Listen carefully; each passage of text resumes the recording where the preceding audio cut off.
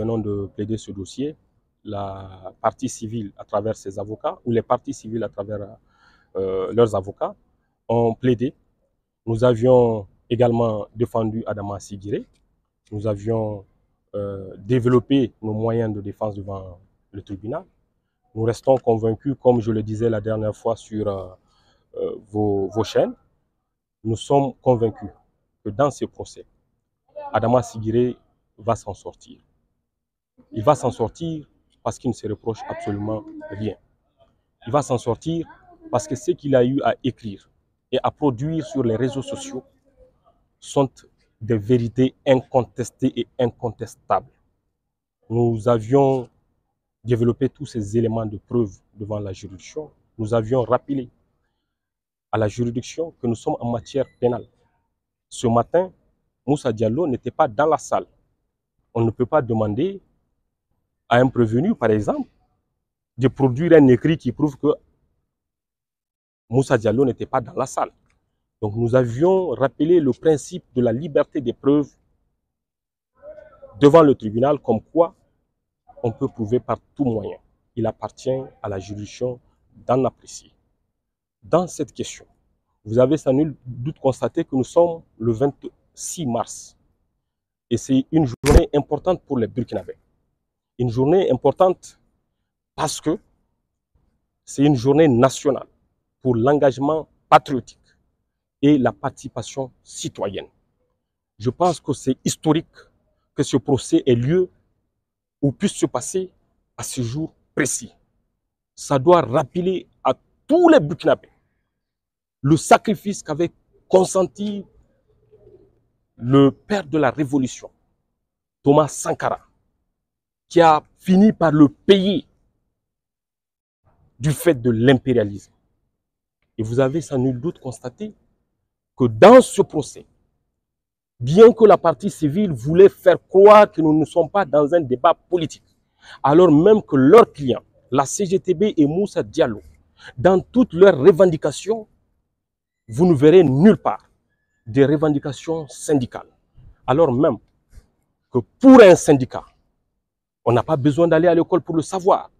Pour un syndicat, c'est de défendre, l'objectif d'un syndicat, c'est de défendre les intérêts matériels et moraux de ses militants et non pas d'avoir des revendications politiques.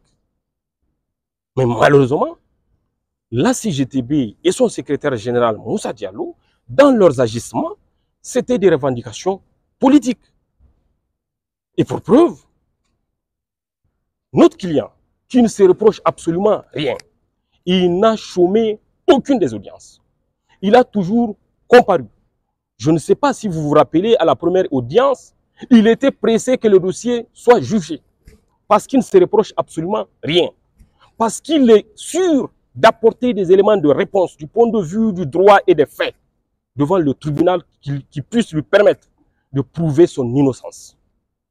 Mais de l'autre côté, vous avez constaté l'absence tout au long de ce procès de Moussa Diallo, qui a été même sommé par son institution, l'université, de reprendre son service sous peine de sanctions disciplinaires.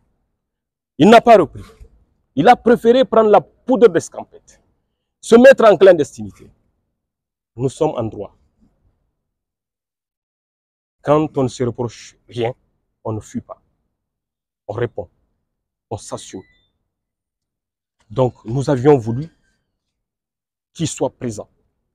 Nous avions voulu qu'il soit présent pour qu'il y ait un débat contradictoire pour la manifestation de la vérité, pour qu'il puisse répondre aux questions de la défense. Et c'est ça l'équilibre des débats. C'est cela aussi un procès équitable. Parce que dans la contradiction, jaillit la lumière. Et par rapport à la déstabilisation du régime militaire ou du Burkina Faso dans son ensemble, c'est officiel. Il y a dans un communiqué où le gouvernement lui-même a rappelé cette question, où il a informé l'opinion nationale et internationale de ce qu'il y a des agissements ou des acteurs, dont des acteurs de la société civile, qui se sont inscrits dans une logique de déstabilisation du régime en place qui ont été financés de l'extérieur. Ce n'est pas un mensonge. Le projet de déstabilisation du régime militaire, c'est une réalité, ce n'est pas une fiction. Cela ressort d'un communiqué officiel du gouvernement. Il y a une logique en tout. Moussa Diallo, secrétaire général de la CGTB, qui a porté plainte contre notre client pour des questions de déstabilisation, comme quoi notre client aurait accusé la CGTB et Moussa Diallo d'être dans un projet de déstabilisation. Moussa Diallo disparaît. Moussa Diallo prend la fuite. Moussa Diallo abandonne son travail. C'est un enseignant de philosophie de passage. Il a ses étudiants qui l'attendent. Il a ses étudiants qui attendent de recevoir de lui la connaissance, le savoir. Il a pris la fuite. Il aurait dû rester pour s'assumer s'il ne se reproche rien. Pourquoi Adama Sigire n'a pas fui? Parce qu'il ne se reproche absolument rien. Mais ma conviction dans ce procès, je ne vois pas par quelle magie on peut même aller au fond.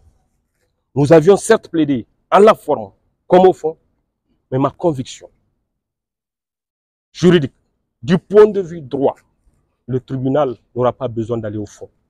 Le tribunal va s'atteler à répondre aux questions qui lui ont été posées sur les exceptions et que la procédure, du point de vue droit, sera annulée. Elle sera annulée parce que les arguments que nous avions développés devant cette juridiction sont irréversibles du point de vue droit. Et c'est cela, un procès.